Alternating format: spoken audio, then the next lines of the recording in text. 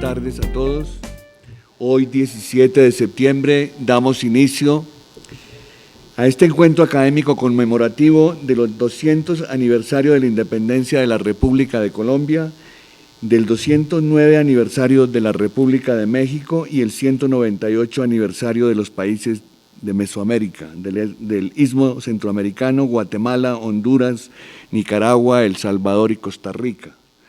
Damos la cordial bienvenida y reconocimientos a quienes amablemente han acudido a este auditorio de la Academia Colombiana de Historia y a nivel iberoamericano a quienes en tiempo real y a través de YouTube nos siguen desde diversos meridianos de Colombia, de América Latina y España. A todos un saludo fraterno. Esta mesa redonda ha sido concertada con la señora embajadora de México en Colombia y la Academia, concebida como un diálogo entre tres expositores. La señora embajadora de México en Colombia, doctora Patricia Galeano, destacada historiadora, el doctor Raúl Figueroa, también historiador mexicano, y por la Academia, el doctor Armando Martínez Garnica, coordinador de la Comisión del Bicentenario de la Independencia, quien ha venido desde Bucaramanga a este encuentro. Antes de dar inicio a la presentación formal de los panelistas, quiero saludar al distinguido auditorio y dar unas sentidas excusas de quienes por razones de salud y de viaje no pudieron acudir hoy. También hay martes en que hay una coincidencia de diferentes eventos. Desafortunadamente ya estaba programado una conferencia sobre la Antártida en el planetario por la Sociedad Geográfica de Colombia, un encuentro sobre asuntos fiscales por la Academia de Ciencias Económicas, de Jurisprudencia. Quiero saludar a los integrantes de la mesa directiva de la Academia, a los señores académicos de número correspondientes y electos, a los señores académicos acreditados ante el Gobierno de Colombia, un saludo muy especial al señor embajador de Ecuador en Colombia, al señor Elio Franchini, consejero de la Embajada de Brasil. También a los señores presidentes y del cuerpo directivo del Colegio Máximo de las Academias, a los presidentes de las sociedades históricas, a los señores directivos y docentes de los programas de historia. Quiero destacar también la presencia de nuestro colega, el académico doctor Juan Ruiz Vargas, profesor de la Universidad de Sevilla. También a la señora Elvia Cecilia Bisbal y William Chacón, altos directivos del Ministerio de Tecnologías de la Información y las Comunicaciones, a la doctora Carolina Galvis, directora del Museo de Arte de Río Negro, que nos ha visitado y está presente acá.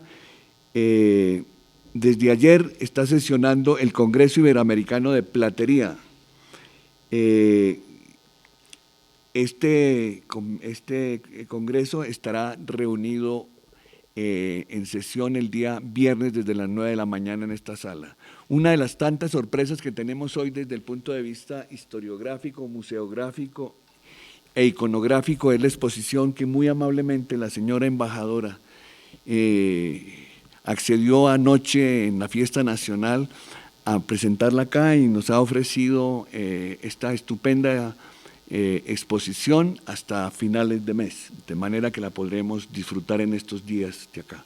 También tenemos una nueva iconografía que han visto ustedes, cambiamos el pendón que teníamos de febrero de Angostura, ya estamos en septiembre.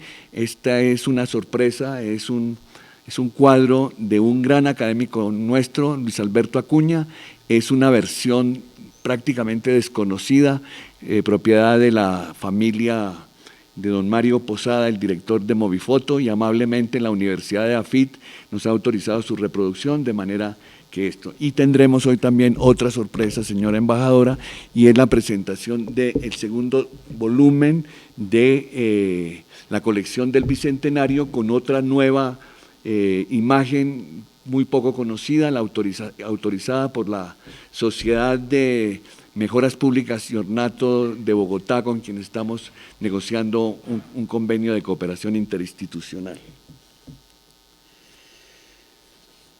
Tengo varias noticias amables que anunciar antes de empezar con la mesa redonda.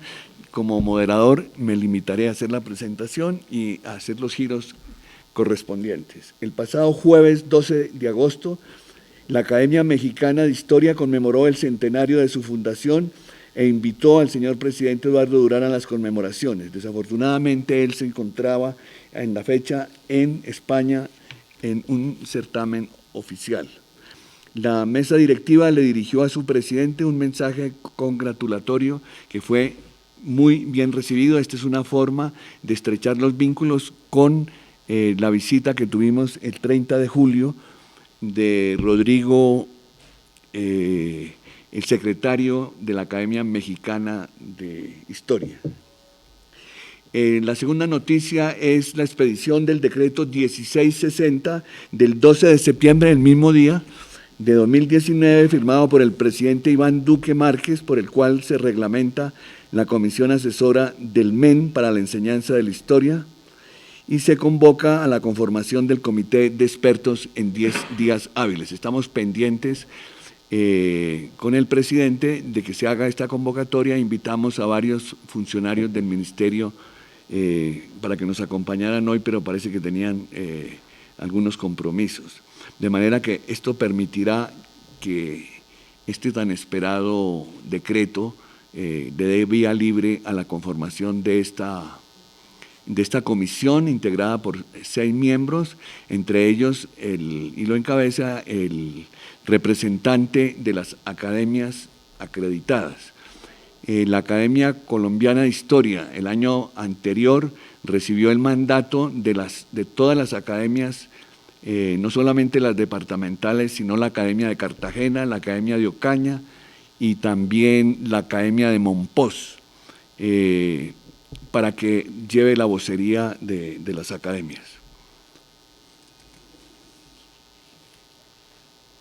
Otro dato y también otra coincidencia histórica es que en el día de mañana la ciudad de Bogotá conmemorará el bicentenario del homenaje de la ciudad a los ejércitos libertadores en un desfile que se realizó en 1819, el 18 de septiembre, desde el convento de San Diego hasta la Plaza Mayor, que desde 1841 comenzó a llamarse Plaza de Bolívar.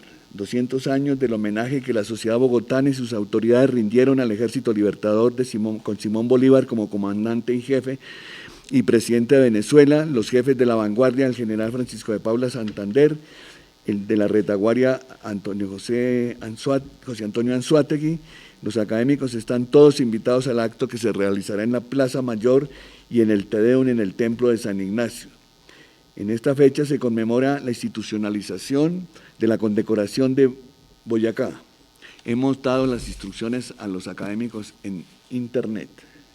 Entonces, con estas noticias complementadas con la invitación para el día jueves a la posesión del académico Enrique Gaviria como académico honorario a las 11 de la mañana y el viernes a la sesión que tendrá acá el Congreso de Platería, están cordialmente invitados a estos 2 actos. Me voy a permitir hacer una rápida lectura del extenso currículo de los historiadores que conforman el panel de esta tarde. La embajadora Patricia Galeano Herrera es historiadora, licenciada en Historia, maestra en Historia de México y doctora en Estudios Latinoamericanos por la UNAM. Ha sido investigadora del Instituto de Investigaciones Históricas de la misma universidad. Es profesora de tiempo completo de la Facultad de Filosofía y Letras de la UNAM. Ha sido catedrática de diversas instituciones nacionales, como el Instituto Matías Romero de Estudios Diplomáticos, de la Secretaría de Relaciones Exteriores, de la Facultad de Ciencias Políticas y Sociales de la UNAM, del Instituto José María Mora, de la Universidad Iberoamericana e Instituto Tecnológico Autónomo de México, y en el extranjero la Universidad Autónoma de Madrid, el Externado de Colombia en Bogotá y la Universidad de California en Los Ángeles. Es autora de 15 libros, coordinadora y coautora de 41 obras, coeditora de 63 volúmenes, ha coordinado y compilado 285 publicaciones y prologado 70 de historia política, diplomática y de género.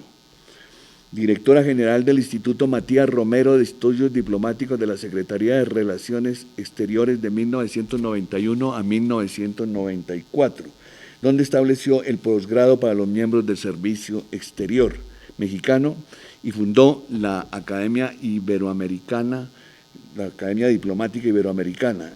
Ha sido presidente de la Asociación Mexicana de Estudios Internacionales de 1995 a 1997, presidente del Comité de Historia Cultural en la Comisión de Historia del Instituto Panamericano de Geografía e Historia de OEA, es presidenta de la Comisión de Historia del Instituto Panamericano, como lo he dicho, y tenemos el honor de tenerla en esta academia con un acercamiento muy temprano desde su inicio de misión en Colombia, buscando unos vínculos entre la Embajada de México y la academia. Hoy tenemos un segundo momento. Ha invitado especialmente para esta mesa redonda al profesor Raúl Figueroa Esquer, licenciado en Historia de la Universidad Nacional Autónoma de México, licenciado en Geografía e Historia de la Universidad Complutense de Madrid, con especialidad en Historia Contemporánea Europea. Es doctor en Historia de la misma universidad. Fue profesor de tiempo completo del Instituto Tecnológico Autónomo de México. Es miembro del Sistema Nacional de Investigadores. Su área de concentración es la historia diplomática. Se destacan entre sus publicaciones La Guerra de Corso de México durante la invasión norteamericana 1845-48, entre la intervención oculta y la neutralidad estricta de la diplomacia española en la guerra entre México y Estados Unidos, una bibliografía de la historia de las relaciones internacionales 1815-1914, España frente al México amenazado 1845-48, coordinador con Agustín Sánchez del libro México y España en el siglo XIX, Diplomacia, Relaciones Triangulares e Imaginarios Nacionales, correspondencia diplomática de Salvador Bermúdez de Castro, ministro de España en México. Memorias de Buenaventura Vivó, ministro de México en España durante los años 1853, 54 y 55, es el editor del prólogo. Por último,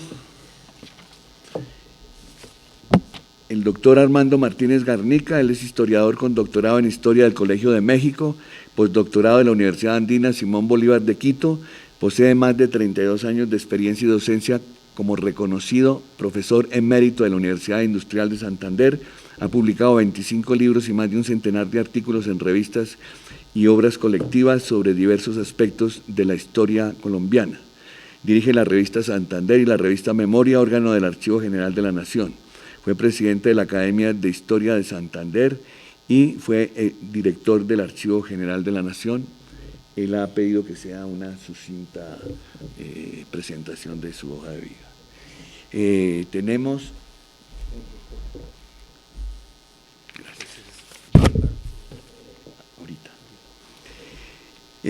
tenemos como invitación unas imágenes que nos muestran la iconografía ideal del proceso de independencia, la América representada en una indígena, con atavíos que serán dentro de la simbología,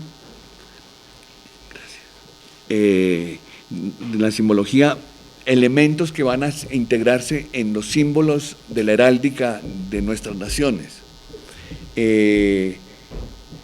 La imagen que tenemos de Colombia es la India de la libertad. Esta es una pieza que la Academia, en la organización del Archivo de la Independencia, hizo entrega al archivo del museo del 20 de julio. Y la mexicana no tiene, bueno, tiene atavíos muy similares, la corona de plumas, tiene entre los atavíos un traje en seda, es la influencia del Oriente en el Galeón de Manila, me imagino. Esta es una iconografía que tiene una extensa difusión en la iconografía europea, no solamente en retratos, en grabados, sino también, recuerdo, en la Catedral de Toledo, en fundición en bronces, con esos elementos, es decir, la identidad de la América en la libertad. En el día de mañana veremos en la Plaza Mayor, en la Plaza de Bolívar, una iconografía similar, la India con el carcaj, con la corona de plumas y abrazada por Bolívar. Esa tiene una peculiaridad, y es que por estudios de rayos X se encontró que fue pintada sobre un retrato del jefe de la expedición de tierra firme de don Pablo Morillo en la Reconquista en 1815. Entonces, de acuerdo al orden que habíamos establecido, abre plaza Raúl. A mí me toca dar un panorama general de las diferentes independencias hispanoamericanas, y he titulado a mi ponencia Convergencias y divergencias entre las diversas independencias hispanoamericanas. Empezamos por el medio geográfico, la principal divergencia. Aunque este asunto resulte obvio, no se puede pasar por alto las enormes diferencias que el medio ambiente ofrece en nuestra América. Inmensas selvas, desiertos, enormes cordilleras, ríos caudalosos, extensas llanuras, multitud de valles, etc. Este factor contribuirá decisivamente a la dispersión de los futuros estados hispanoamericanos, debido a que cada región produce distintos tipos de grupos humanos en lucha contra climas adversos. Piénsese en los llaneros colombianos y venezolanos, en los gauchos argentinos, en los habitantes del altiplano mexicano, los norteños de mi país. Cuando el clima es feraz y la tierra productiva, proliferan otro tipo de caracteres. El segundo punto, que también resulta obvio, es la diversidad étnica. En nuestros países, desde entonces a la actualidad, se caracterizan por su pluralidad étnica. Los habitantes originarios, los indios, siempre manumitidos, y con los gravámenes que significaba el tributo que tenían que pagar a la corona española. Tenemos los esclavos negros traídos desde el África, sin lugar a dudas el grupo más oprimido. Los peninsulares y criollos constituyen el grupo blanco. Los peninsulares constituyen el grupo privilegiado que ocupa un lugar preponderante en la administración colonial y en la explotación de los recursos económicos. Los criollos venían después. En ellos reina la diversidad, desde los grandes terratenientes, comerciantes y cierto tipo de funcionarios, especialmente los cabildos municipales, hasta los de extracción francamente popular. Si a este le agregamos la combinación de razas, dio como resultado el mestizaje entre India y español, los mulatos entre africanos y blancos. La mezcla produjo toda una variedad étnica que se conocía como castas en México y pardos en Venezuela. Existía un racismo abierto, feroz en algunas regiones, que hacían surgir un temor al predominio de la pardocracia en Venezuela, de su contraparte, la albocracia en el Perú. Así como hay un surgimiento de un nuevo Santo Domingo, es decir, un alzamiento masivo de los esclavos de origen africano, justo en 1804, que constituyeron Haití como un estado independiente y la primera república negra del continente americano. Pasamos a continuación a dar unas notas de la coyuntura internacional.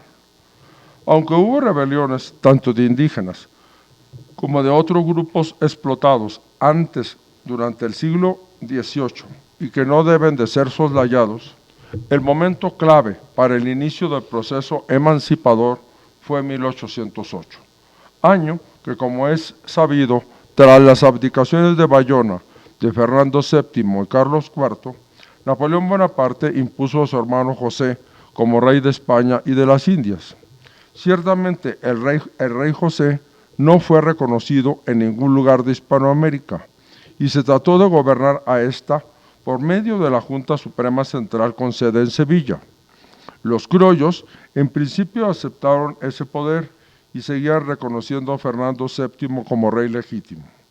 Pero hacia 1810, debido a que la Junta, ante el avance avasallador de los ejércitos franceses en España, en la península, se disolvió y ocupó su lugar una inoperante regencia. Las ideas de que ante la ausencia del rey legítimo, el poder volvía al pueblo, serán una constante. Esta es la razón por la que en varias regiones se forman con elementos peninsulares y criollos, predominando tal vez los criollos, las llamadas Juntas Supremas Centrales, que pretendían ser las depositarias de la acefalía del poder. Veamos el factor cronológico. Ligado a la coyuntura internacional, no podemos omitir el factor cronológico.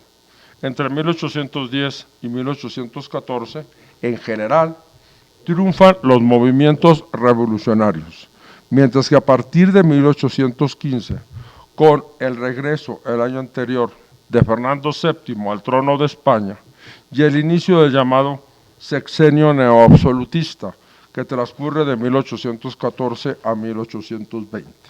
Cabe decir que los historiadores apologistas, que los hay, de Fernando VII llaman a este sexenio el sexenio de soberanía plena. Bueno, dejemos a cada quien con su interpretación. La metrópoli lanzó una serie de campañas de reconquista y pacificación que hasta 1817 logran restaurar el régimen colonial en todos los territorios americanos, salvo en el Río de la Plata. Fernando VII declaró también nulo y sin ningún valor todo lo decretado en Cádiz, son sus palabras textuales, en 1812. La famosa Constitución, que si bien no resolvía los problemas coloniales y los diputados americanos no fueron los definidores de la misma, al menos pretendía la existencia de una monarquía constitucional.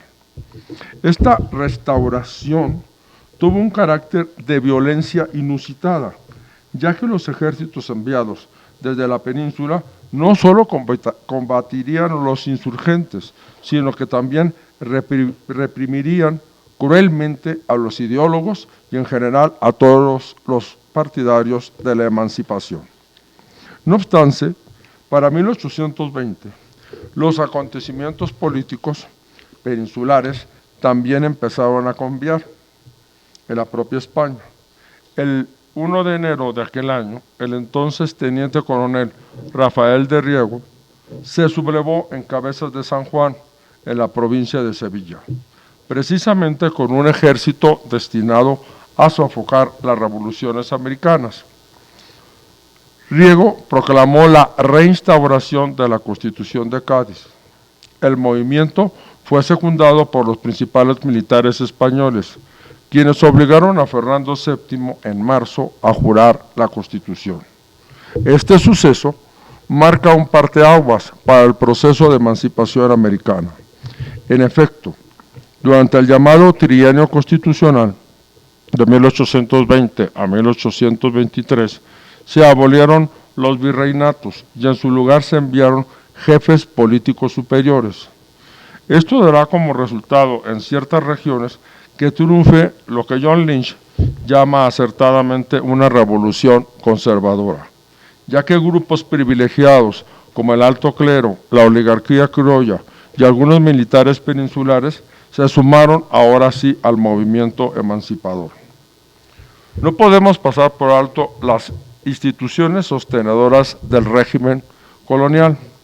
Podemos señalar que en general los grupos privilegiados como los peninsulares, parte del ejército y el alto clero fueron los enemigos acérrimos por excelencia de las independencias hispanoamericanas, aunque hay diferencias notables de acuerdo a cada una de las regiones.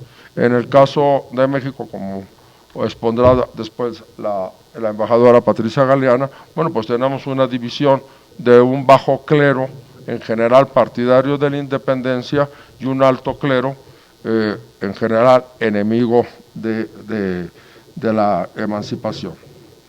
El poder, las corrientes ilustradas tuvieron más fuerza en algunas regiones. Esto ha sido, también tendríamos que hacer una sectorización de qué tan fuerte fue la influencia ilustrada en cada uno de los procesos y de los próceres de cada uno de las regiones de Hispanoamérica.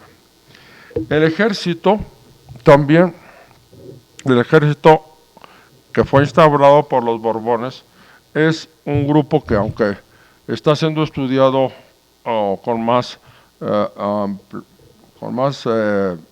profundidad en los últimos años, sabemos que era un ejército heterogéneo. Sus filas estaban compuestas mayoritariamente por castas y pardos. Después tendríamos que hacer pues, un recorrido muy rápido, ¿sí?, sobre cómo es la independencia en cada uno de los principales virreinatos. La más temprana fue la del virreinato del Río de la Plata, la actual Argentina. Sufre un proceso emancipador relativamente incruento. El grupo criollo era poderoso, además contaba con el hecho de que ellos habían hecho frente a las invasiones británicas de 1806, lograron reconquistar Buenos Aires, destituyeron al virrey Sobremonte y lo sustituyeron por el virrey Santiago de Liniers, de origen francés. Por esta razón, el estrato criollo del virreinato del Río de la Plata cobra conciencia de su situación, hecho que se refleja en la organización de un ejército local y la propagación de las ideas populistas entre los núcleos urbanos cultos. Culmina con la Revolución de Mayo de 1810. Esta Revolución de Mayo de 1810 pues guarda una gran similitud con los intentos que hizo el Ayuntamiento de la Ciudad de México en 1808 para lograr pues, una independencia de élite o una independencia pactada que en el caso del Río de la Plata sí triunfó y en el caso de México ante el golpe de Estado que los grupos peninsulares le dan al virrey Iturrigaray, hacen que este proceso quede cortado y ya 2 años después dé lugar a la insurgencia popular. En 1816, con la apertura del Congreso de Tucumán, se llegó a la proclamación de la independencia argentina, el 9 de julio. El caso del actual Uruguay, llamado Provincia Oriental, pasó por distintas dominaciones, anexionado a Portugal en 1821 y posteriormente a Brasil en 1825. Logra su completa independencia en 1824, llamándose la República Autónoma del Uruguay. Entre 1817 y 1818, con la ayuda de los patriotas chilenos, Bernardo O'Higgins, San Martín cruza los Andes y tras las victorias de Chacabuco y Maipú, consigue la independencia chilena el 12 de febrero de 1818. Tenemos también el caso particular del Paraguay. Paraguay, como Uruguay, repudió la autoridad de Buenos Aires. Paraguay, de hecho, se convirtió en Estado soberano desde 1811, sin pasar por la larga prueba de combates sufridas por Uruguay. Pero mientras que Uruguay utilizó su independencia para crear un Estado liberal dominado por la aristocracia agraria y mercantil, Paraguay tuvo una dictadura semipopulista a mando pues, del así llamado siniestro doctor José Rodríguez de Francia, que dura hasta 1840. Hay que decir como dato curioso que siempre me preguntaba, bueno, doctor, ¿en qué era Rodríguez? Era doctor en teología. Sin embargo, no, al parecer no llevó las mejores relaciones con el clero. Bien, la actual Venezuela, que pues, como todos saben formaba parte del Virreinato de Nueva Granada, será tal vez, la región de Hispanoamérica donde ocurra o tenga lugar la revolución más violenta. La composición étnica de la actual Venezuela, pardos, mestizos, mulatos, zambos, indígenas, esclavos negros y criollos, aunado al dominio oligárquico de la aristocracia criolla llamada mantuana, hacen de la colonia un fermento explosivo del imperio hispano. Tiene al menos 3 etapas. La primera república o primera revolución, que tiene lugar el 5 de julio de 1811, fue proclamada la independencia venezolana. Duraría solamente un año. Reprimida por el desembarco en marzo de 1812 por el militar realista Domingo de Monteverde. En julio, Monteverde consigue la capitulación de los rebeldes. La segunda revolución, entre febrero y marzo de 1813, con el apoyo de Camilo Torres y Antonio Nariño, Bolívar inicia la segunda revolución. El 14 de octubre, pues, empieza esta segunda república venezolana, que es la etapa también conocida como Guerra a Muerte. Insurrección de los llaneros comandados por el asturiano Boves. Triunfo de Boves en Coro, Maracaibo en 1803. Al año siguiente ocupó Valencia, obligando a Bolívar a refugiarse en Nueva Granada, la actual Colombia. En 1815, el general realista Pablo Morillo, enviado por Fernando VII a Venezuela, obtiene la rendición de los insurgentes.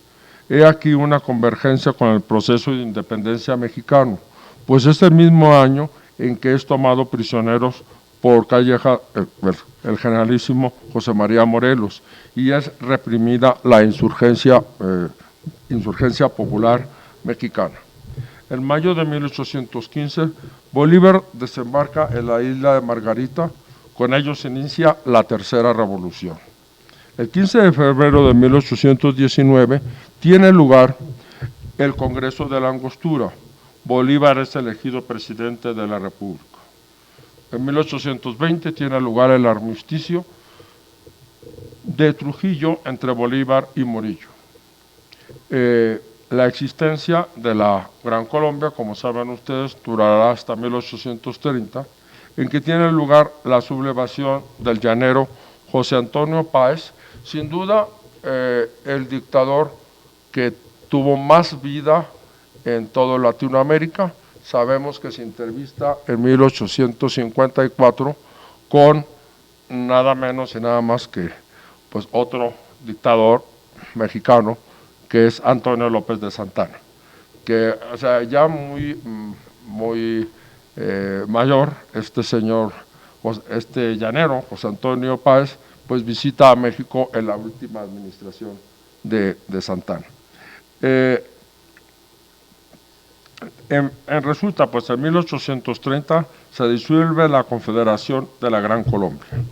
Tenemos otros casos, como es el caso del Perú, en que se dice que fue hecha una independencia desde fuera, ¿sí? Una independencia desde fuera, pues por lo que fueron los ejércitos de Bolívar y de San Martín los que liberaron esta tierra. Aquí, bueno, pues daba la circunstancia de la importancia que tenía esta oligarquía criolla, que temía mucho el proceso de emancipación. Ahora bien, normalmente se nos ha expuesto que la transición más pacífica fue la del Brasil, es decir, sabemos que desde 1808, también 1807, cuando la familia real de Brasil, los Braganza, se trasladaron a Río de Janeiro, y pues se nos presenta siempre como una transición pues muy suave. Sin embargo, tuve la oportunidad de hablar aquí con un colega especialista en el tema y me ha dicho que no fue tan suave. Entonces, bueno, pues esto es parte de los procesos que nos queda estudiar. Yo he tratado de ofrecer un panorama así muy general, ¿sí? Tratando de hacer un trabajo de síntesis y de no cansar al docto público con esta intervención. Muchas gracias.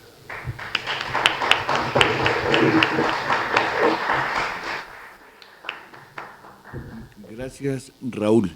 Uno de los esfuerzos que ha venido haciendo la Academia Colombiana de Historia desde las conmemoraciones del bicentenario del primer grito, de ese proceso que se dice de autonomía, no de independencia verdadera, ha sido en dos sentidos. Uno, el concebir el proceso de independencia de Colombia no como un proceso aislado, sino como un movimiento continental. En ese sentido, usted ha dado una visión de síntesis extraordinaria y nos ha dejado la inquietud para invitar luego a Elio Fanchini, que es historiador también, el agregado cultural de Brasil, que tiene una tesis sobre el proceso, para que nos ilustre de ese capítulo nuevo dentro de toda esta revisión que se está haciendo. La Academia también, desde el punto de vista nacional, ha tratado primero, de que no se limite exclusivamente a lo militar.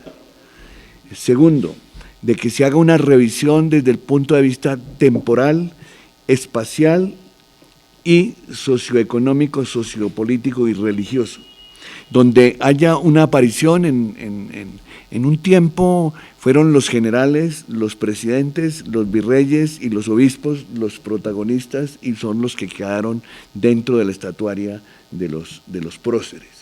Ahora estamos tratando, lo veremos en la presentación que vamos a hacer del libro que se lanza hoy, de nuevas miradas sobre la historia de la independencia de Colombia. Son 12 especialistas que la Academia invitó el año pasado a hacer una lectura diferente y sobre todo no limitados a la ruta de la campaña libertadora de 1819 que empieza en Angostura y termina en Bogotá el 10 de agosto, sino ver qué pasa en el resto del país, cuáles son las tendencias de lealtad al monarca en la costa caribe, en el sur de la Nueva Granada. Y entonces, como acordamos, le doy la palabra al doctor Armando Martínez, quien ha tenido el privilegio de dedicarse a hacer un barrido, sobre todo sobre el movimiento juntista y a mostrar de que no fue lo primero lo del 20 de julio, pero bueno, tenemos dos fechas de nación, el 7 de agosto de 1819 y el 20 de julio de 1810. Él nos mostrará a partir del movimiento juntista y constitucional cómo se dio ese proceso. Voy a precisar un poco las convergencias y divergencias entre el virreinato de la Nueva España y el virreinato de Santa Fe. Pues las convergencias son claras. Los dos procesos que llevaron a la creación de dos naciones modernas de ciudadanos arrancan el mismo año de 1808 como parte de lo que se ha llamado hoy en día la Revolución Hispana. Un movimiento que se inicia con la invasión de las tropas francesas a la península y con el episodio dramático del traspaso de la corona a José I. Entonces es parte del mismo proceso que Jaime Rodríguez ha llamado la Revolución Hispana, de ambos lados del océano. En 1810 tenemos episodios dramáticos en ambos virreinatos, cuando comienza a actuar la insurgencia mexicana, en un largo proceso y violento de guerra civil, y aquí empieza lo mismo, con lo que llamamos aquí la eclosión juntera. Y la tercera convergencia es que los diputados de los dos virreinatos estuvieron presentes en las sesiones de las Cortes Generales y Extraordinarias de la Nación Española, enviando sus mejores hombres. De este virreinato fueron 3, entre ellos 2 brillantes quiteños, que van a actuar de una manera muy contundente, sobre todo José Mejía Lequerica, y de Santa Fe, Domingo Caicedo. Y sabemos que los mexicanos, los no hispanos, tuvieron un papel muy importante en la formación de la Constitución de la Nación Española, que, como han dicho los especialistas, es tan americana como peninsular, dado la composición del Congreso. Y además fue una carta para los españoles de ambos hemisferios. Otra convergencia es que un novohispano y un neogranadino hicieron parte de los consejos de regencia, que actuaron en ausencia del rey cautivo. De esos consejos de regencia, de 5 miembros, uno era americano. El primero fue un novohispano y el segundo un extraordinario neogranadino, don Joaquín de Mosquera y Figueroa. Pero las divergencias también son muy grandes y empiezo a enumerarlas. Los esfuerzos de erigir juntas de gobierno en la Nueva España, como ha mostrado desde 1808 con el golpe de Estado, fueron casi todos fallidos. Fueron destruidos, aplastados, y la eclosión juntera allí no tuvo ningún éxito. Virginia Guedea ha mostrado una excepción, San Antonio de Béjar, en 1813, que logró hacer una proclamación exitosa de una junta de gobierno. Por lo tanto, allí la eclosión juntera parece ser totalmente fallida. En cambio, en este virreinato fue totalmente exitosa. En cada cabecera provincial y en algunas localidades y villas subordinadas se formaron juntas de gobierno, con una agenda política similar. 1, proteger la religión católica. 2, acatar al rey deseado. Y 3, hacer reformas fiscales. Mientras los virreyes de Nueva España y del Perú se mantuvieron en sus puestos, aquí fácilmente el virrey Antonio Mari Borbón fue borrado de la Junta de Gobierno de Santa Fe una semana después y enviado a la península. Entonces, aquí empieza la gran divergencia. Si las juntas de gobierno de este virreinato fueron totalmente exitosas y se quedaron sin virrey, que fue enviado a la península, la historia es diferente. Porque, al igual que dijo el editor del periódico El Español, José María Blanco White, aunque a ambos lados del océano las juntas fueran tumultuarias, espurias e ilegítimas, tenía que conducir a un proceso de legitimidad que tenía que ser necesariamente la convocatoria a congresos de diputados para elaborar constituciones de naciones modernas. Pues en la península se hizo correctamente. De esas juntas tumultuarias se llevó la Junta de Sevilla, que una vez disuelta llevó al Consejo de Regencia y llevó a la convocatoria a las Cortes Generales, que terminaron dándole al mundo la Carta de Cádiz de 1812, que será la guía para ambos, para todos los virreinatos de América, con diferentes actuaciones. Pero en este virreinato de Santa Fe, el primer Congreso del Reino, que se abrió el 22 de diciembre de 1810 para intentar pasar a una Constitución Nacional, fue fallido. Fue fallido porque los abogados que habían proclamado la igualdad de representación de los dominios de España, de peninsulares y americanos, se opusieron a que ingresaran al Congreso los representantes de las villas que se habían separado de las cabeceras. Es decir, Tunja no permitió que entraran ni Sogamoso ni Villa de Leyva, Cartagena no permitió que entrara Mompox y así por el estilo. Y en segundo lugar, ninguna de las juntas de gobierno que había reasumido en sí la soberanía se la quiso devolver a un Congreso para que fuera soberano y pudiera actuar. Con lo cual, ese camino se cerró. Y podemos decir, a grandes rasgos, que la década de 1810 fue fallida para el proceso de construcción de una nación moderna. En conclusión, se formaron muchos estados de tamaño provincial, que se llamaron Cundinamarca, Tunja, Antioquia, Socorro, Cartagena, Mariquita, pero son estados de corte provincial, pero hicieron un proceso muy interesante que no tuvo la Nueva España, y es una explosión de cartas constitucionales que han sido muy estudiadas, en donde experimentaron constituciones de tipo provincial y además las pusieron en ejecución buscando remediar los problemas que tenía crear república a partir de la herencia que se recibió. Esa es una gran divergencia. El constitucionalismo neogranadino, como se ha llamado, temprano, que va de 1811 a 1815. Eso es una gran divergencia con el caso de la Nueva España. La otra gran divergencia es una experiencia que se tuvo aquí y no se tuvo allá, que fue lo que aquí se llamó la pacificación.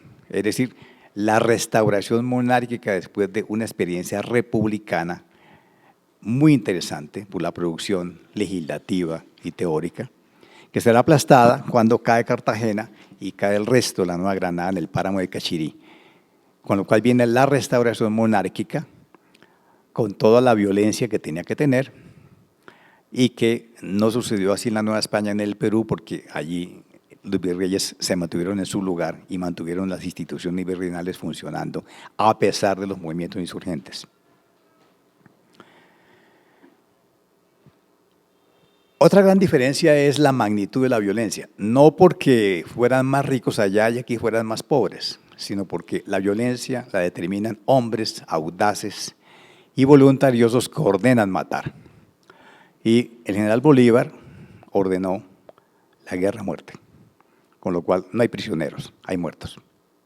Y la guerra a muerte hizo la gran destrucción de la Capitanía General de Venezuela hasta que hubo el armisticio de Santa Ana. Muy bien, la otra gran diferencia es que como la década de 1810 fue fallida para la Capitanía de Venezuela y para el Virreinato de Santa Fe, y para el caso de Nueva España, pues nada que hablar porque allá no se avanzó hacia ningún congreso electoral y constituyente, sino hasta la década siguiente, es la diferencia que hizo el general Bolívar. Las opiniones sobre ese personaje estarán divididas hasta el fin de los tiempos, pero a él se debe la creación de una zona liberada en la Guayana, de la cual partió la expedición de 3 cuerpos de ejército que terminaron haciendo la batalla de Boyacá. Y ahí empieza otra gran diferencia. Después de la batalla de Boyacá, los oficiales venezolanos ponen en acción un proyecto que siempre será de los venezolanos desde Miranda en 1790. Una nueva república llamada Colombia que debía unir el virreinato y la capitanía. Eso se le deberá siempre a los venezolanos mientras estén vivos. Siempre la aspiración a unir Nueva Granada y Venezuela. Pues Boyacá fue la oportunidad para hacerlo. Y el Congreso de Venezuela, reunido en Angostura, aprueba la Ley Fundamental de Colombia y pone en marcha el proceso que cuajará en la Villa Rosario de Cúcuta en 1821 con la primera Constitución de la República de Colombia, que tendrá 12 departamentos mandados por intendentes, la mayoría venezolanos, y los propios venezolanos le pondrán fin a finales de 1829, después del incidente de la Cociata. Con lo cual haremos otra historia en 1830 que hoy no nos interesa. Pero lo interesante del segundo proceso de la creación de la República de Colombia, que coexiste por 15 días de diferencia con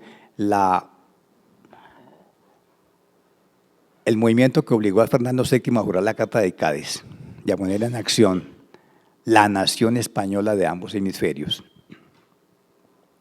es que desde el primer momento la República de Colombia se declaró totalmente republicana. Es posible que creamos un poco a Santander diciendo que hubo un proyecto monárquico hacia 1829 y 30, pero nunca cuajó ni cuajará. Es decir, el signo de la República está presente desde 1810 en adelante, sin ninguna tentación monárquica. Esa es una gran divergencia respecto a la Nueva España y al Perú, dado que el movimiento, que seguramente nos van a mostrar ahora, hace que, simulando, es decir, tratando de seguir la Carta de Cádiz restaurada en 1820, se pasa a un imperio mexicano que se pinta en el Tratado de Iguala como una monarquía moderada, constitucional, que termina quedando el imperio. Esa experiencia del imperio mexicano era impensable en este virreinato. Es la gran diferencia. Don Edmundo Gorman siempre dijo que la diferencia del mundo novohispano es esa tensión entre dos posibilidades de existencia política, la monárquica y la republicana. Esa tensión no existió en este virreinato, para bien o para mal, nadie sabe. A pesar de que, ahora, pues el proyecto de la República de Colombia, como dije, es de oficiales venezolanos. Y la sufrieron los granadinos y más los quiteños y los guayaquileños, cuyas economías fueron destruidas totalmente en la década de 1820 para el gran esfuerzo militar que significó llevar 30.000 hombres al Perú, que así pagaron bombardeando Guayaquil. En conclusión, hay una gran divergencia en torno a la Carta de Cádiz, porque en este virreinato fueron muchísimas las provincias que juraron la Carta de Cádiz 2 veces. Primero, en 1813, y puedo mencionar a las provincias de Santa Marta, Riohacha, Panamá, Veraguas, Darién del Sur, Popayán, Pastos, en algún momento Chiriguaná, Valledupar, Ocaña, los valles de Cúcuta. Eso la historia colombiana no lo ha querido ver. Hemos cerrado los ojos ante la experiencia gaditana, pero lo hemos cerrado más para la siguiente década, porque no hay que olvidar que Cartagena, Santa Marta, Valledupar, Chiriguaná, Pasto, Túquerres, Tulcán, juraron la Carta de Cádiz otra vez en 1821 y 20, y ¿qué diremos de la audiencia de Quito?, que es el ejemplo, como ha mostrado Jaime Rodríguez, de creación de los ayuntamientos constitucionales con más de 100 almas e incluso probablemente diputaciones provinciales. O sea, el sur de Colombia es gaditano, hasta que llegan las tropas colombianas, entre comillas, porque los oficiales todos son venezolanos. Es posible que le echen la culpa de la matanza de la Navidad Negra de Pasto a los colombianos, póngale comillas, esos son pardos venezolanos. Ahora, cada vez está más claro que hubo una gran convergencia, es que esto cada vez se lee más como unas guerras civiles, no como una guerra internacional, sino como guerras civiles de partidarios de su majestad Fernando VII, que Dios guarde, y los partidarios del régimen republicano. En todas las provincias, en todos los virreinatos. Porque, por ejemplo, para ponerles un ejemplo, las tropas colombianas no solamente tuvieron que conquistar en batallas la provincia de Quito, con negociación la de Guayaquil, sino que tuvieron que conquistar la provincia de Cartagena, la de Santa Marta, y ponerle fin a los guerrilleros de Valledupar, que no se hagan, que fueron realistas hasta 1822. Claro, nosotros solamente nos fijamos en los guerrilleros pastuzos, pero vamos a ver los guerrilleros de la costa, y los sinú, reprimidos a sangre y fuego, como siempre, por oficiales venezolanos. Montilla hizo su carrera política aplicando prácticamente una nueva campaña de guerra a muerte contra los amarios y los de Valledupar. Esa experiencia colombiana de la década de 1820 es la otra gran diferencia con la Nueva España, porque fue una experiencia fallida. A partir de 1830, el proyecto venezolano de una nación que reuniera al virreinato de la capitanía muere para siempre. Y en vez de eso nacen las antiguas naturalezas que habían construido los 3 gobiernos de las 3 audiencias, que se van a llamar la Nueva Granada, Venezuela, y el estado del sur en Colombia, que luego se llamará el Ecuador. Y eso es lo que hasta el día de hoy nos ha traído la historia. La Colombia actual no es la Colombia de 1820, es la Nueva Granada, con el nombre que Mosquera le puso en 1863, que era un paniaguado del Libertador, como que fue su intendente en Guayaquil. Entonces, claro, la gran convergencia es que eran dominios de su majestad, el rey de España,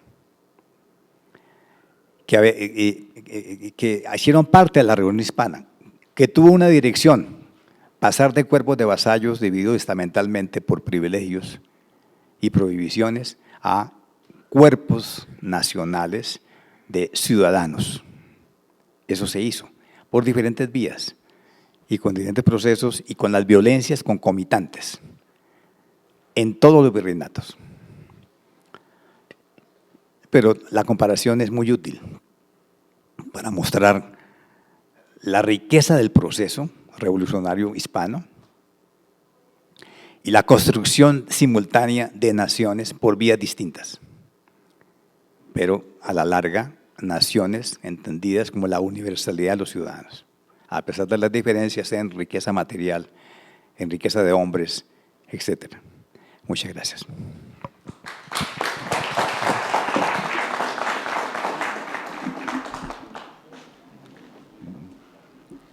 Gracias, Armando. Usted con su último libro hace una serie de planteamientos para revisar ciertas fuentes en torno a ciertos procesos. Tiene la palabra la señora embajadora para cerrar la presentación de la mesa redonda. Prefiero para no detenerlo. No, está muy bien. Muy buenas tardes. Bueno, siempre para mí es un placer estar en esta Academia Colombiana de la Historia. Y bueno, pues aquí saludo a colegas de dos áreas, a los colegas diplomáticos. Me da mucho gusto que nos acompañe el embajador del Ecuador, el consejero del Brasil y a todos mis colegas historiadores, con quien me da mucho gusto compartir esta mesa y que nos acompañe. Yo voy a ir haciendo mención al proceso independentista de México y las divergencias y convergencias que encuentro con lo expuesto por mis colegas, en particular, pues centrándome en la situación de Colombia. Desde luego, quiero empezar por recordar los antecedentes de este proceso independentista que se dará en todas las posesiones españolas en América, que muy bien había comentado el conde de Aranda, que no era posible mantener semejantes posesiones tan vastas y tan alejadas de la metrópoli. Y por eso él propuso a Carlos III dividir estas posesiones, hacer 3 grandes imperios que hubieran conformado la comunidad iberoamericana desde ese momento, que hubiera tenido la fortaleza que todavía hasta la fecha tiene la Commonwealth británica. Pero, en fin, nuestro temperamento hispano, ¿verdad?, no hizo posible que semejante cosa sucediera, y por el contrario, Carlos III optó por fortalecer al imperio, convirtiendo en colonia, por ejemplo, lo que había sido el virreinato de la Nueva España, la única otra España, como algunos han escrito. ¿Y qué es lo que pasó? Pues que vino un cambio muy grande con las reformas borbónicas, puesto que los Austrias habían gobernado a través de las corporaciones, dejando autonomía regional. Y esto había creado una serie de oligarquías regionales que cuando se establece el sistema de intendencias de corte francés, concretamente en la Nueva España, esto va a causar descontento en esas oligarquías regionales acostumbradas a actuar en forma bastante autónoma. Este es uno de los antecedentes en los cuales ya no me voy a referir a la consolidación de vales reales y todo esto, porque sería llevarme pues toda la sesión. Pero este es un antecedente importante, y otro es el que España, el Imperio Español, haya apoyado a la independencia de las colonias inglesas. Ahí también, otra vez refiriéndome al conde de Aranda, él dijo: esto fue un grave error, porque esa república pigmea se convertirá en un coloso que va a amenazar a las propiedades españolas en América, como después resultará. Otro aspecto que es muy importante tomar en cuenta para estos procesos independentistas de todas las posesiones hispanoamericanas es la crisis de la monarquía española, porque siempre se habla de que qué barbaridad, el malo de Napoleón I y los franceses que invaden España, pero bueno, recordemos primero que nada que había una serie de pactos de familia entre los Borbones, y que estos pactos de familia después van a continuarse con el Tratado de Fontainebleau, que permita el tránsito de las tropas francesas por España para someter a Portugal al bloqueo continental. Y la crisis estaba en España antes de que Napoleón pusiera a José Bonaparte. Tan es así que a quien se le ha hecho justicia últimamente es a Manuel Godoy, a quien siempre nos lo habían hecho aparecer pues como el ignorante, que cómo había llegado de guardaespaldas a ser el hombre poderoso del rey, el rey débil y tal y cual. Pero lo que no se menciona es que Manuel Godoy dio una serie de medidas importantes que ciertamente afectaban a los intereses de la aristocracia española, y por eso veían mal a Godoy. Y esta aristocracia española asusó a Fernando VII para que le disputara el trono a su padre Carlos IV, y vino el motín de Aranjuez. Godoy había planeado sacar a Carlos IV y traerlo a la Nueva España, precisamente ante este ambiente de crisis de la monarquía española. Y en esta crisis de la monarquía española le piden la mediación a Napoleón Bonaparte. Y bueno, Napoleón Bonaparte les dice: a ver, ustedes quítense y yo pongo a José Bonaparte, mi hermano, y punto. Y además les da la primera constitución que tuvieron los españoles. Constitución tan avanzada que ya proscribía la tortura, entre otros muchos aspectos. La Constitución de Bayona, que fue aceptada además por los españoles llamados afrancesados, los de ideas liberales, tenía aspectos muy importantes que por primera vez se van a poner en el territorio español, que era un territorio absolutamente gobernado en forma absoluta. Entonces, ante esta crisis, bueno, pues empieza lo que los españoles han llamado su lucha de independencia. Y en esta lucha de independencia, bueno, pues se resisten a la dominación francesa, y he aquí que eso también hace que mediten pues los hispanoamericanos. El propio Hidalgo, líder del movimiento insurgente mexicano, dirá: ¿por qué los españoles no quieren ser gobernados por los franceses y nosotros los americanos sí tenemos que ser gobernados por los españoles? Es uno de los tantos documentos que escribe al respecto. Pero mientras el proceso es más o menos parecido en todas las posesiones hispanoamericanas. Ante la crisis de la monarquía española y la intervención francesa, pues hay dos posiciones.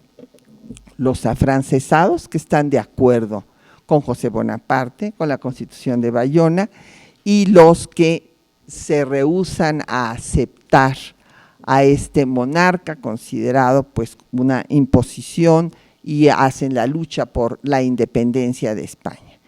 Y en las diferentes posesiones en América, pues empiezan a reunir y a reflexionar de qué hacer ante esta crisis, este vacío de poder. Y la mayoría opta por decir, pues vamos a separarnos, vamos a autogobernarnos para no caer en manos de los franceses.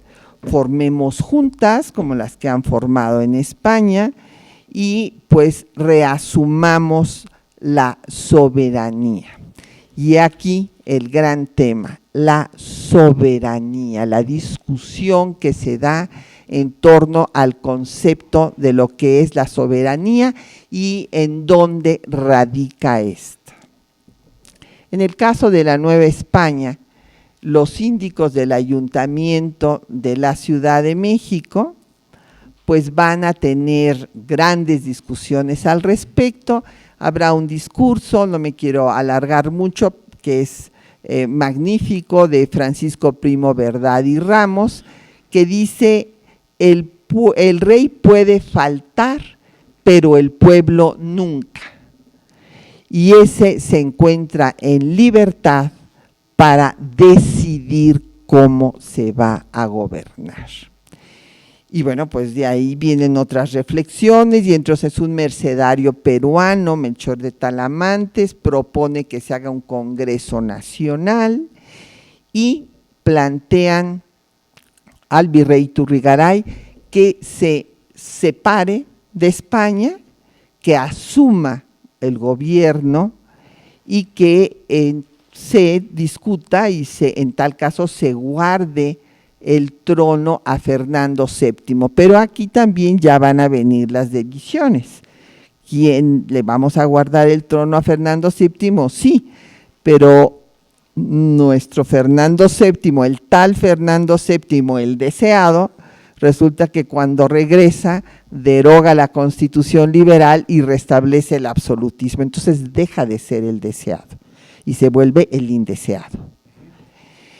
Y claro, en este escenario, además, las élites peninsulares, que eran las que detentaban los cargos más altos en la audiencia, por ejemplo, o los que tenían mayores recursos, los grandes comerciantes, ven con preocupación a estos autonomistas criollos que se consideran que la soberanía recae en el pueblo y que si los reyes están imposibilitados de ejercerla, ellos la tienen que asumir.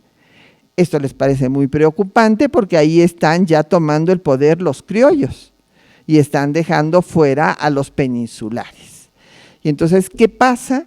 Pues lo que pasa en la Ciudad de México es que el señor Gabriel de Yermo, que era uno de los más ricos comerciantes, el que surtía de carne a la Ciudad de México, etcétera, pues de acuerdo con la audiencia y también con el inquisidor y las autoridades de la alta jerarquía eclesiástica, pues planean lo que literalmente fue un golpe de Estado, porque deponen al virrey Iturrigaray y lo mandan a ser juzgado a España y agarran a los síndicos, a Francisco Primo Verdad, el que había osado decir que el rey podía faltar, pero que el pueblo nunca, y que éste se encontraba en libertad para decidir su forma de gobierno, lo asesinan en la cárcel del arzobispado. Y a Melchor de Talamantes, que había planteado hacer un Congreso Nacional, pues lo mandan con grilletes a la cárcel de Ulúa y ahí muere de fiebre amarilla. Son todos acusados de infidencia y desde luego esta represión lo que hace es que se multipliquen las conspiraciones. Y entonces ahora sí se dirá que bueno, pues que son juntas para organizarse y para ver cómo van a ayudar a la metrópoli que está cayendo en las garras de los impíos franceses, pero en realidad empiezan a fraguar la independencia. Algunas conspiraciones son descubiertas, a veces los perdonan, porque claro, como hay esta unión entre el trono y el altar, pues tenemos que hay virreyes que eran arzobispos, como Lizana y Beaumont, y entonces pues les perdona la vida, pero continúan las conspiraciones, y entonces la más fuerte, que es de donde surge el movimiento armado, es la de Querétaro, que va a ser descubierta, y ahí tiene un papel importante una mujer, que es Josefa Ortiz, la esposa del regidor de Querétaro, que se las ingenia para avisarle a los líderes de la conspiración que los van a prender. Y en esa coyuntura es donde ya Miguel Hidalgo decide lanzarse a la lucha. No voy a hablar aquí de toda la participación de las mujeres insurgentes, que es muy grande, pero ya la podrán ver en la exposición. Lo que me interesa es centrarme en el tema que se ha planteado aquí de la Constitución de Cádiz y del constitucionalismo que tuvieron ustedes y que también hubo en la historia de la insurgencia en la Nueva España. ¿Cómo surge? Perdón, me salté, no sé dónde está el levantamiento armado, me lo salté, perdón. Vamos a poner el grito de Miguel Hidalgo. ¿Está? Bueno, aquí hay una diferencia muy grande con el proceso que se da en el Cono Sur. Hidalgo es un líder social,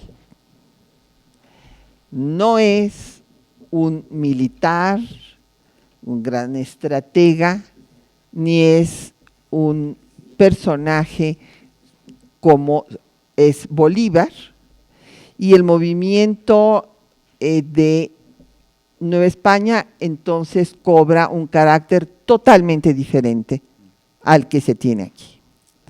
Aquí pues es Bolívar y todos los líderes que eran criollos militares. Allá tenemos a un cura de pueblo, pero que era un cura liberal. Y miren que no se lo ha perdonado la Iglesia hasta ahora.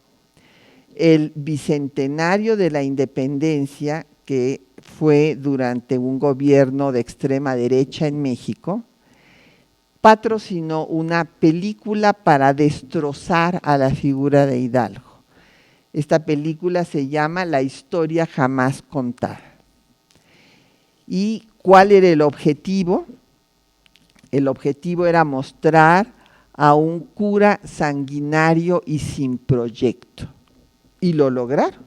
En la película lo hicieron pedazos en el bicentenario, con todo un proyecto político. Ustedes saben que la política siempre se ha servido de la historia y se seguirá sirviendo. Y ese fue el caso. Pero si uno lee los 41 documentos que Hidalgo escribió en los 4 meses que duró su movimiento, uno no tiene más que reconocer que está frente a una inteligencia brillante y privilegiada. Un hombre de una gran cultura, no solo es políglota, no solo habla francés, sino también 4 o 5 lenguas indígenas, y ha leído la enciclopedia, este terrible trabajo de los franceses prohibida por la Inquisición. Y en sus textos se le enfrenta a la Inquisición y a la alta jerarquía eclesiástica. Les dice textualmente: ustedes son católicos por política, su Dios es el dinero. Sus excomuniones no tienen efecto. Porque desde luego la Iglesia Católica y la Inquisición excomulga a todos los insurgentes porque es la aliada de la corona española. Entonces Hidalgo, al enfrentarse al establishment, tanto a la corona como a la Iglesia, que además están unidas, y hacer algo que Allende, que era el criollo, que hubiera sido el equivalente a Bolívar allá, el criollo militar, el estratega, pues he aquí que Hidalgo se le ocurre nada menos que abolir la esclavitud en 1810, suprimir las castas, suprimir las alcabalas, ordenar que se regresen sus tierras a los naturales, así les dice a los indígenas. O sea, es un líder social que empieza con 12 hombres y que cuando llega a la población más cercana ya lleva 40,000 personas siguiéndole. El pueblo entero, indígenas, castas, esclavos, mujeres, niños, moviliza a toda la población, con gran desagrado de Allende, que es el militar de carrera. Ustedes saben que además se compraban los grados militares en ese tiempo. Era el criollo de recursos que ve horrorizado esta turba armada de piedras y palos que ha levantado Hidalgo. Entonces, bueno, esto pues nos da un panorama totalmente distinto. Allá no hay las grandes batallas que se dieron aquí. Allá hubo, pues eso, una revolución popular, que muy pronto entraron en conflicto. Desde luego Allende intentó asesinar, así decía, que quería asesinar a Hidalgo, no obstante que él era el que lo había invitado porque era un tipo muy carismático, que jalaba a la gente, que en fin, pero que lo rebasó, porque cuando los van a descubrir, Allende titubea y dice: tenemos que huir para que no nos agarren y seguir organizándonos. E Hidalgo le toma el liderazgo y le dice: vámonos a lanzar a la lucha ahora, ya, para que no nos agarren. Y se desencadena esta lucha social, que desde luego las oligarquías criticaron entonces y la siguen criticando hasta la fecha, porque dicen que Hidalgo fue un irresponsable, que lanzó al pueblo a una lucha social y que por esa razón tardó tanto tiempo después en poderse establecer la paz y cohesionar al Estado. El hecho es que, como diría mi maestro Edmundo Gorman, Hidalgo hirió de muerte a la joya más preciada de la corona española en 4 meses y estuvo a punto de tomar la Ciudad de México. No la tomó, aquí hay muchas discusiones, yo no me dedico a historia militar, así es que eso se los dejo a los colegas que trabajen ese tema. Hidalgo consideró que no iban a poder tomar la Ciudad de México, Allende decía que había que actuar por sorpresa. La cosa es que ahí ya se dividen y Hidalgo va a plantear el primer gobierno insurgente en Guadalajara en diciembre de 1810. Imagínense ustedes tomar en ese tiempo ciudades tan importantes, haber empezado con una turba de palos y piedras, tomar Guanajuato, tomar Valladolid, hoy Morelia, estar a punto de llegar a la Ciudad de México y tomar Guadalajara, en donde establece un gobierno y ya quita la máscara que insistía Allende en que se siguiera teniendo, que había que conservarle el reino a Fernando VII, Hidalgo saca a Fernando VII del Palacio Real de Guadalajara y lo convierte en Palacio Nacional. Nombra a su gabinete, al secretario de Gracia y Justicia, nombra un embajador para que vaya a buscar una alianza con Estados Unidos, organiza pues todo un gobierno, pero claro, después viene el ataque realista, acaban por pues tener que salir de Guadalajara, hay una ejecución que ha sido criticadísima también para pintarlo como un hombre sanguinario en el frenesí de la guerra y tal y que cual, pero en ese momento sabemos que no había forma de llevarse a los prisioneros. Los prisioneros eran ejecutados, eso no lo hizo nada más Hidalgo, pues se hacía en la guerra en ese momento, así lamentablemente, así era, no era un día de campo, sí había esas ejecuciones. ¿Y qué pasa? Que Allende le quita el mando finalmente a Hidalgo, van rumbo al norte tratando de buscar apoyo en Estados Unidos, ahí son aprehendidos, ejecutados y sus cabezas se cuelgan en unas jaulas en la Alhóndiga de Granaditas hasta que termina la guerra en 1821. La guerra en México dura 8 años, aquí las de ustedes, 11 años, aquí la de ustedes fue más rápida porque aquí no se dio ese proceso de revolución social, de movimiento popular, sino de estrategia militar, hubo grandes batallas, en fin, y se logra el triunfo en 9 años. Allá no. ¿Qué pasó en la Nueva España? Muerto Hidalgo y los primeros líderes, va a seguir la lucha José María Morelos, alumno de Hidalgo, un mulato a quien Hidalgo había dejado entrar al colegio de San Nicolás cuando él era rector, a pesar de que no tenía la pureza de sangre que se exigía para entrar a estudiar ahí.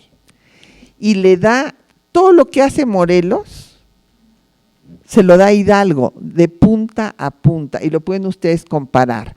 Hidalgo le da los 23 puntos del plan del gobierno insurgente, que son los que retoma Hidalgo y ya un poco aderezados por Andrés Quintana Roo, y hace lo que se conoce como los sentimientos de la nación, que es el proyecto de constitución que presenta a lo que Hidalgo quiso pero no pudo hacer, un Congreso Nacional. Él también quería hacer un Congreso Nacional, desde luego para establecer un gobierno republicano que, vamos a poner los sentimientos de la nación, un gobierno republicano, además muy interesante porque dice que tienen que darse leyes adecuadas a cada ciudad, villa y lugar. O sea, está perfectamente consciente que en un territorio tan vasto que abarcaba la mitad de lo que actualmente es Estados Unidos, hasta la capitanía de Guatemala, no podían darse las mismas normas. Entonces, él está planteando ahí que debe haber un régimen federal. Esto, pues él no lo pudo hacer y es José María Morelos con una gran estrategia militar, no porque hubiera estudiado un hombre que no había estudiado nada, era un mulato, un agente de extracción muy modesta que había sido arriero también, pero que conocía muy bien el terreno por el que se movía y se le ocurrieron por pura intuición una serie de estrategias magníficas. Por ejemplo, los realistas nunca sabían por dónde iba a atacar porque se movía en forma zigzagueante y siempre movía a sus ejércitos de noche. Entonces los agarraba siempre por sorpresa. Y así dominó desde el actual estado de Oaxaca, Guerrero, tomó Acapulco, que ese era un encargo que le había dado Hidalgo, porque ahí pues era el puerto fundamental del Pacífico, donde llegaba la nao de China, y quería literalmente ahorcar a la Ciudad de México porque quería tomar también Veracruz, el puerto del Golfo, de donde llegaban todos los barcos de Cuba y de Europa, pero no pudo llegar a Veracruz, nada más llegó a Orizaba, y fue el momento culminante de la Revolución Popular. Pudo reunir al Congreso y dar la primera constitución a México, que fue la Constitución de 1814, que se llamó Decreto Constitucional para la Libertad de la América Mexicana. A propósito, Hidalgo nunca habló de México. Hidalgo habló de viva la América por la que vamos a combatir. Toda la América. Y a él le tocaba luchar por la América septentrional. Ya el tema de hablar de la América mexicana fue de Carlos María de Bustamante, uno de los asesores de Morelos, que quería reivindicar los orígenes indígenas y borrar todo el periodo colonial. Entonces, por eso se habla del Congreso de la Anáhuac y se reivindica el nombre de México con X, no con J. Y a esta constitución realmente es admirable porque fueron 15 constituyentes que a salto de mata, perseguidos por las poblaciones que en ese momento dominaban, por los realistas, lograron entregarnos una constitución en 242 artículos con su parte dogmática, su parte orgánica, perfectamente bien organizada. Hay quienes dicen que tiene influencia de Cádiz, bueno, porque ya saben, allá en México tenemos hispanófilos y los hispanofóbicos, de todos hay, ¿verdad?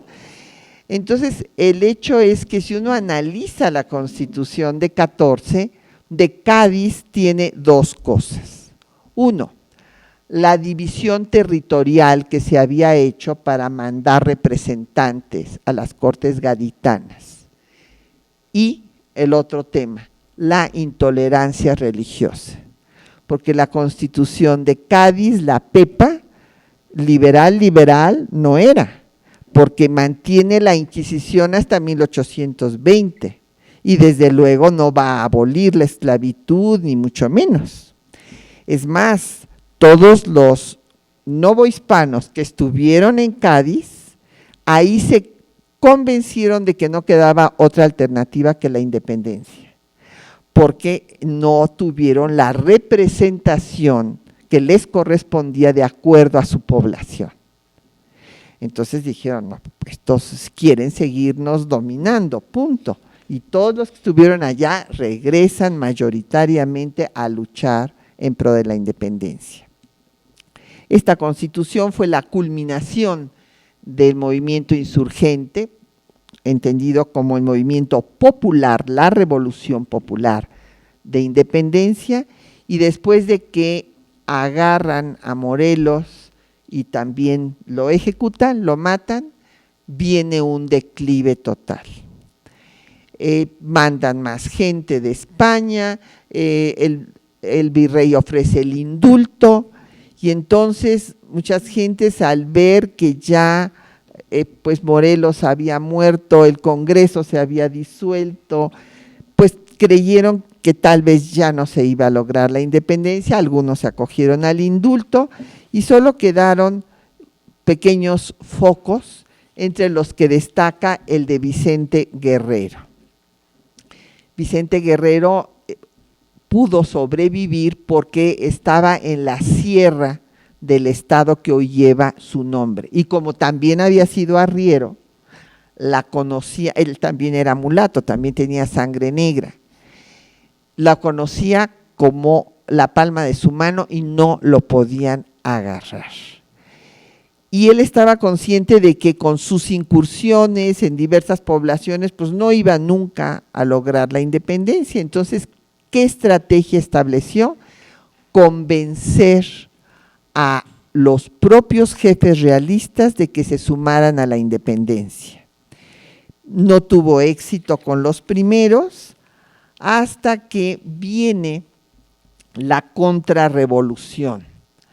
La contrarrevolución en la cual, pues, el general Riego en España obliga a que se restablezca la Constitución Liberal de Cádiz, se le hacen reformas que limitan la fuerza de la Iglesia y de los conservadores, y entonces en la Iglesia de la Profesa se realizan juntas entre el inquisidor y los más altos canónigos para planear que se venga Fernando VII a la Nueva España a gobernar en forma absoluta sin constitución. Pero para ello tenían que acabar con los pocos focos insurgentes que quedaban. Entonces había que acabar con Guerrero.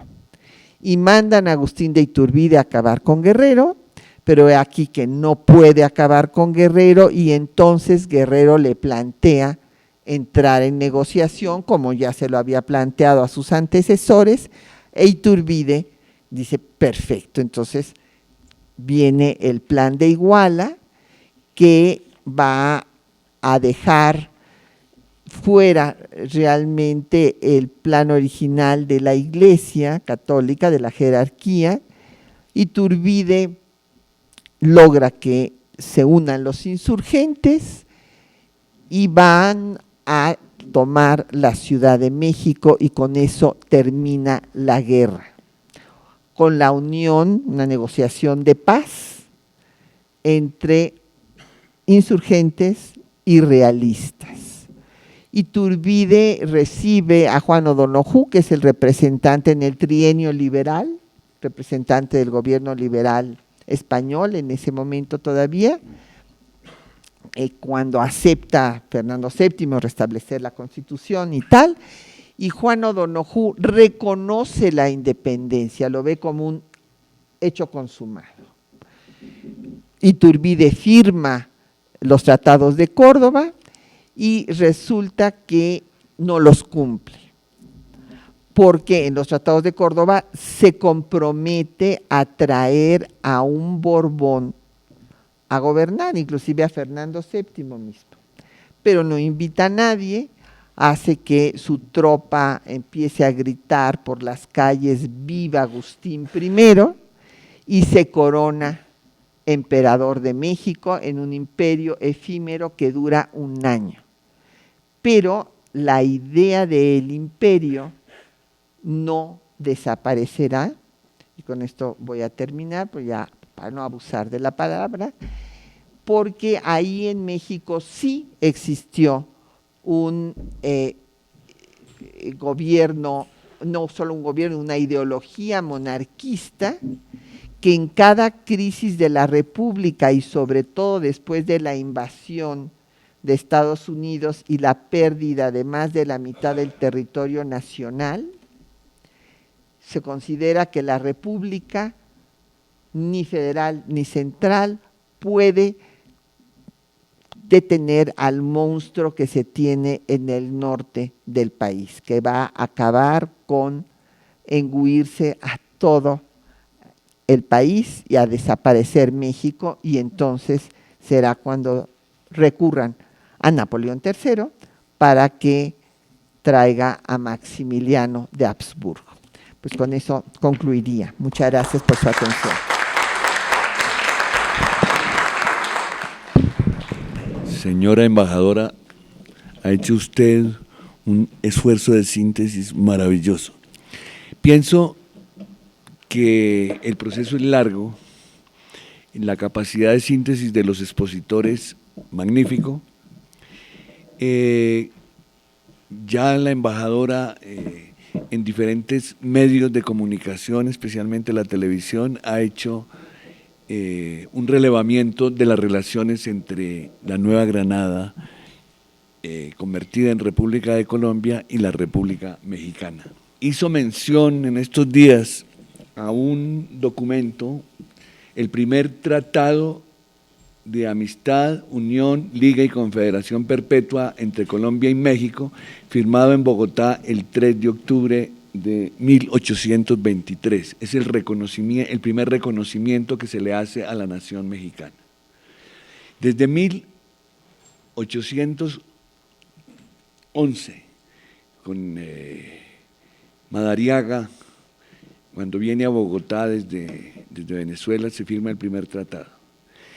Colombia logra consolidar desde 1819 hasta 1824 la participación efectiva, así no sea muy reconocida dentro de la historia oficial de los países del sur, especialmente Perú, que considera de que la participación de las tropas y de los estrategas y de los recursos que se enviaban desde la Nueva Granada hicieron posible la independencia con las batallas de Bomboná, Pichincha, Junín y Ayacucho, la liberación de la América Meridional.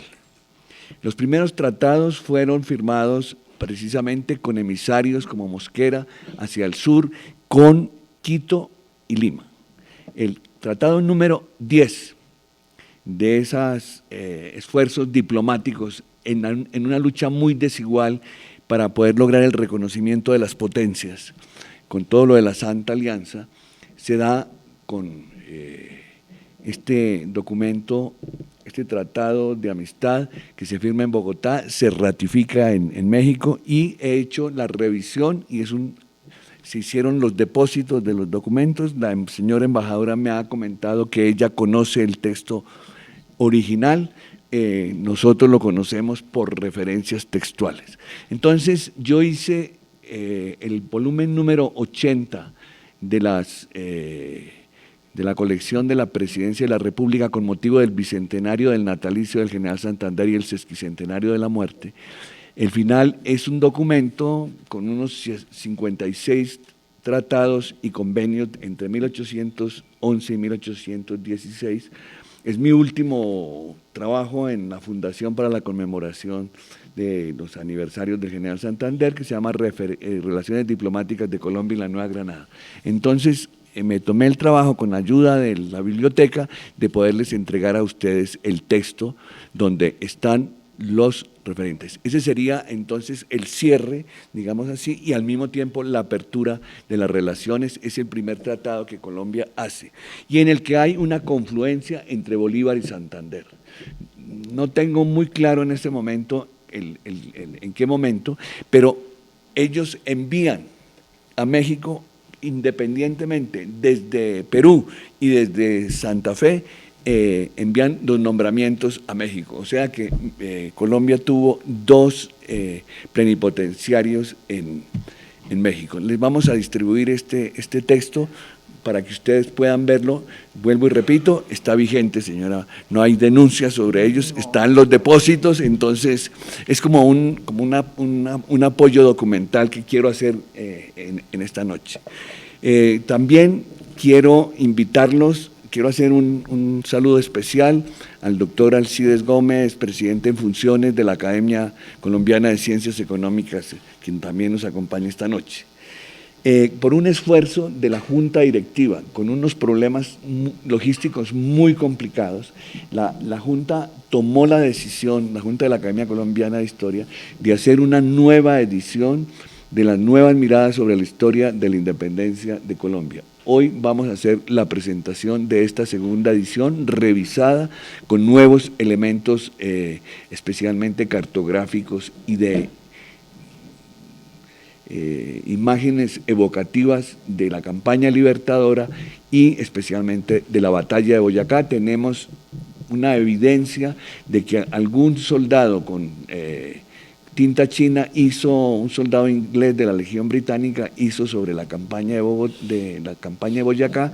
Entonces les vamos a hacer entrega de este segundo volumen de la colección Bicentenario de Independencia. Es un plan que ha venido desarrollando la academia. En febrero 15, hace 7 meses, entregamos las actas del Congreso de Angostura, que yo tuve la coordinación editorial. Esta noche estamos entregando nuevas miradas sobre la historia de la independencia de Colombia. Son 12 miradas desde diferentes ópticas y desde diferentes espacios y perspectivas.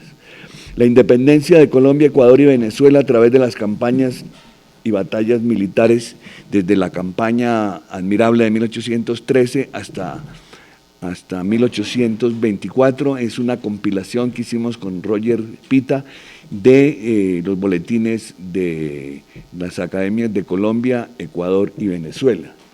Está ya en la revisión final la parte de latines de los 300 sermones patrióticos en el comienzo de la República de Colombia, 1819-1820, ordenados por el general Santander como una especie de pedagogía política a través de los curas. Unas nuevas miradas de la campaña libertadora de 1819 con nuevos elementos sobre la campaña del 19. Tendremos otro título de una nueva edición de volúmenes, empezando por el de La Patria Boba, que fue como mal se llamó ese primer periodo de la Primera República, que entregaremos al final de este año. Entonces tenemos de curas guerrilleros, patriotas y curas realistas. Del primer volumen, una obra en verso antibolivariana, furibunda, que se llama Santa Fe Cautiva, el cura Ignacio Mariño, que es el gran capellán de la campaña libertadora y uno de los hombres que influye, un dominico que influye sobre Bolívar para que tome la decisión de hacer el paso de los Andes. Tenemos también una obra que desde el punto de vista de historia política es clave, que es la tesis de doctorado de otro académico de la academia, que es David Bushnell, uno de los grandes colombianistas. El régimen de Santander en la Gran Colombia ya está con prólogo y está en proceso de edición. Está otra obra en proceso, que es el general de división José María Córdoba, por el académico general Álvaro Valencia Tovar, una autobiografía y archivo epistolar de Antonio Obando, uno de los grandes generales de la revolución, muy ignorado, con algunos elementos que se fueron publicando acá. Es un coronel del Ejército Libertador. Esa es una obra que está dirigiendo Roger Pita. Habrá un bolsilibro sobre fiestas de nación, el 20 de julio de 1810 y el 7 de agosto de 1819, cuáles son los fundamentos de estas fiestas y cómo se ha llegado dentro del imaginario y dentro de la legislación colombiana a legitimar estas dos fiestas.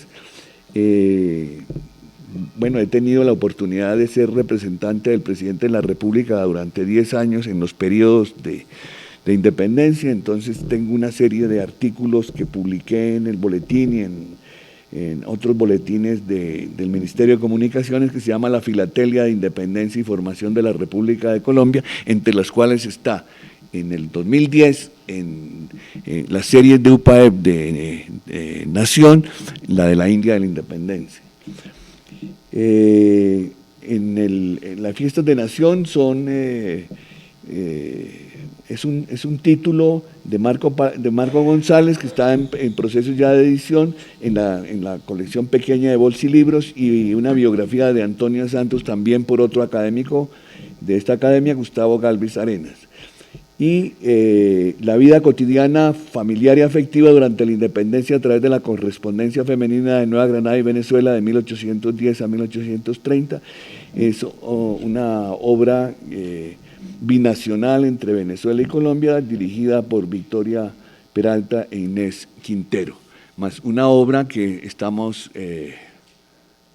preparando, pero esta va en otra colección, que es la de el académico Julián Ruiz.